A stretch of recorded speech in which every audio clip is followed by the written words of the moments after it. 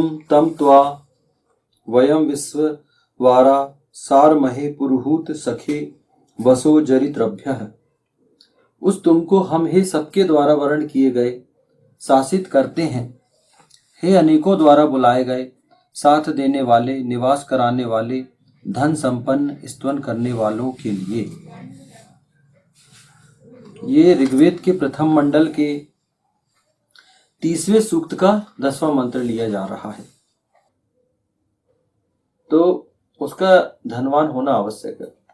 ये एक है विशेषता कि ये होना चाहिए। और प्रशासनिक धन का, शासकीय धन का लोगों के हित में कैसे उपयोग हो, मानव हित में, जनहित में कैसे उपयोग हो, इसका उसको पूर्ण ज्ञान होना चाहिए। ये नहीं कि आपने अनावश्यक रूप से धन को खर्च कर दिया, नहीं। ये ध्यान रखना होगा, ये पारदर्शिता रखनी होगी कि जो धन, राजकोष का जो धन है, उसका लोगों के हित में सही उपयोग, सही व्यक्ति तक वो धन पहुंचे। ये नहीं होना चाहिए कि वो धन का उस तक पहुंच ही नहीं पाया और वो धन बीच में लोगों ने खा गए। ये चीजें नहीं होनी चाहिए। ये एक ऐसी व्यवस्था उसको निर्मित करनी होगी कि वास्तविक उस धन का प्रयोग लोग अपने सुख समृद्धि के लिए करें, उनकी आवश्यकताओं की पूर्ति के लिए हो। क्योंकि आर्थिक जो प्रगति है वो प्रशासन में व्यवस्थित होनी चाहिए। ये नहीं कि आप मतलब एक व्यवस्थित तरीके से होनी चाहिए। आर्थिक प्रगति जो होती है व्यवस्थित वैध मार्गों से होनी चाहिए। आम जन की भी प्रगति वैध मार्गों से होनी चाहिए। ये नहीं कि वो अनावश्यक आप लोग रिश्वत से धन प्राप्त कर रहे हो, लोग गलत तरीके से धन प्राप्त कर रहे हो। तो ये ध्यान भी प्रशासन को रखना होगा कि लोग अपनी मेहनत से, अपने पुरुषार्थ से धन प्राप्त करें। जो जुआ है, सट्टा है, रिश्वत है, इन पर अंकुश भी लगाना पड़ेगा प्रशासक को। कैसे उसको नियम बनाने पड़ेंगे जो लोग इस तरीके का व्यवहार करते हैं, आर्थिक भ्रष्टाचार करते हैं, उनको दंडित करें, ताकि दूसरे लोग ऐसा कोई आर्थिक रूप से कोई भ्रष्टाचार न करे या गलत मार्ग से धनार्जन न करे। ये शासन को सबको ये ध्यान रखना पड़ेगा। ऐसे उसको नियम बनाने होंगे, ऐसी व्यवस्था उसको निर्मित करनी पड़ेगी।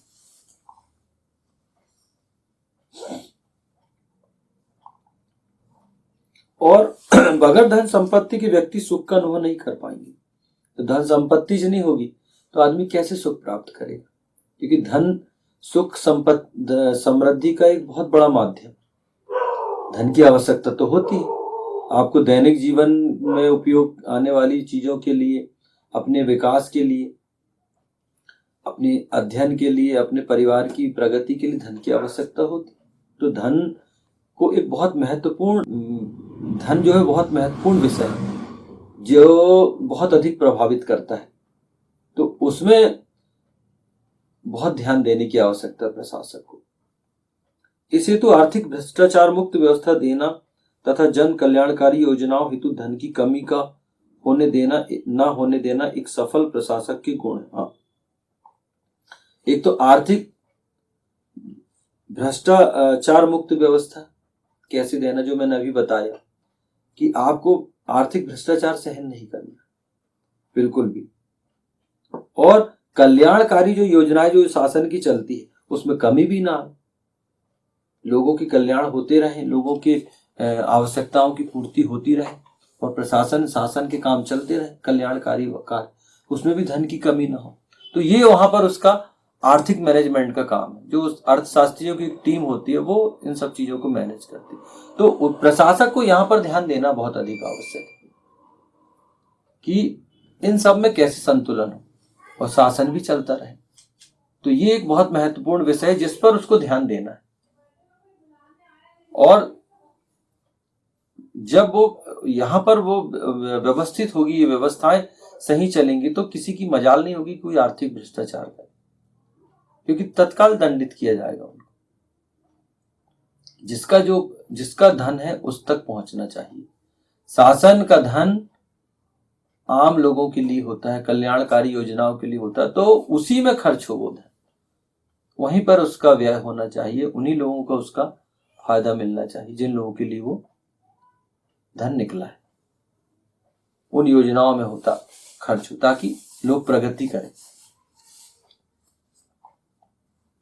इस हेतु वैदिक अर्थव्यवस्था को स्थापित किए जाने की आवश्यकता है।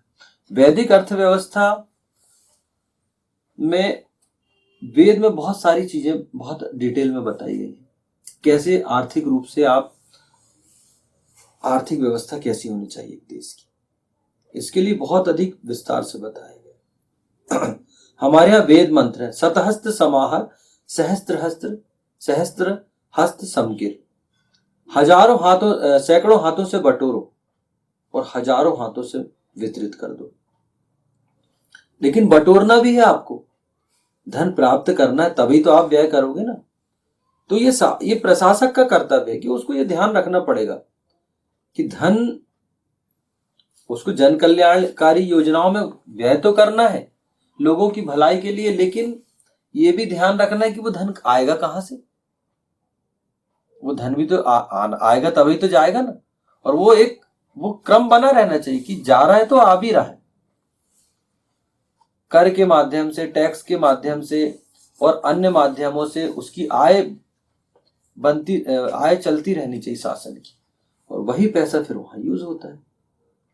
तो ये जो क्रम है ये व्यवस्थित कैसे चले कि ना जन कल्याणकारी काम बंद हो और ना शासन राज को उसको घाटा हो। ये अब उनकी आर्थिक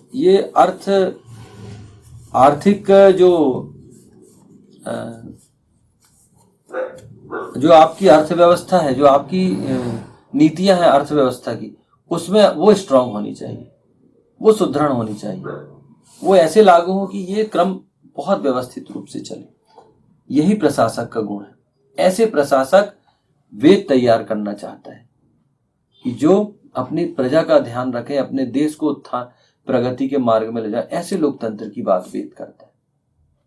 और हमारे यहाँ तो हम देखते हैं भारत सोने की चिड़िया था। हमारा हिंदुस्तान एक समय था जब सोने की चिड़िया कहा जाता था।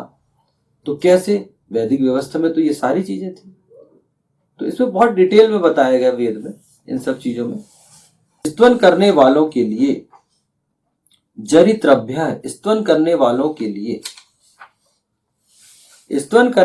के लिए जरित्रभ्य की कंडीशन इस हेतु निर्धारित किया जाना लोगों को पक्षपात लग सकता है, किंतु वैदिक व्यवस्था एक व्यवहारिक व्यवस्था है। यह सत्कर्मी और दुष्कर्मी का अंतर करती है। वेद का दृष्टिकोण है कि समस्त सुविधाएं अधिकाधिक ऐसे लोगों को प्रदान की जाएं जो सत्कर्म करने वाले। स्तवन मतलब होता है